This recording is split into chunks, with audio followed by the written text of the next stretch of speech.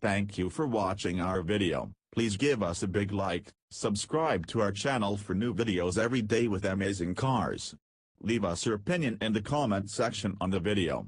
Thank you. Technically, Elon Musk didn't start Tesla back in 2003. That was Martin Eberhard and Marc Tarpenning. Musk joined the company a year later as the chairman of Tesla's board of directors, and in 2008, he replaced Eberhard as CEO. In the years that followed, Musk and Tesla have almost become synonymous. To some, Musk may as well be Tesla. But according to one Tesla shareholder, that's not a good thing. Bloomberg reports that California shareholder Jing Zhao has introduced a proposal that would require Tesla's chairman to be an independent director. If it's approved by shareholders this June, the new policy would remove Musk from the role he's held for nearly 15 years. According to Zhao, doing so would bring Tesla in line with a prevailing practice in markets around the world. He also believes it would minimize conflicts of interest like Tesla's 2016 merger with SolarCity, a company Musk co-founded. Tesla's board, however, reportedly believes there's no need to adopt Zhao's proposed policy change, citing lead independent director Antonio Gracia's role in protecting the company from issues related to Musk's role as a non-independent chairman. It recommended shareholders vote against the proposal. The company's success to date would not have been possible if the board was led by another director lacking Elon Musk's day-to-day exposure, claimed the board in a statement.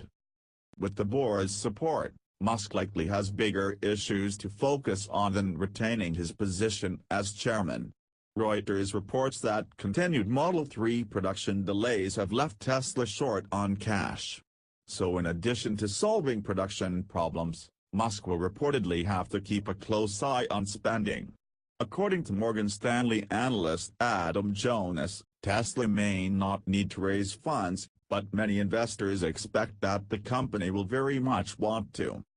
Further complicating the issue is Musk's recent claim that Tesla won't need additional cash this year.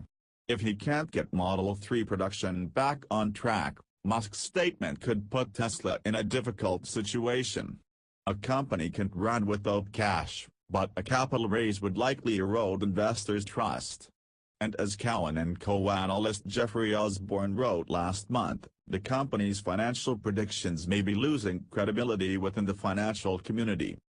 On the other hand, if Tesla fixes its production problems and meets its goal of building 5,000 Model 3s a week by the end of the second quarter, cash flow may no longer be an issue. But as Jonas points out, that's a big if, saying, no investor that we have spoken to expects Model 3 production of 5K/week by the end of the second quarter of 2018. Thank you for watching our video. Please give us a big like, subscribe to our channel for new videos every day with amazing cars. Leave us your opinion in the comment section on the video. Thank you.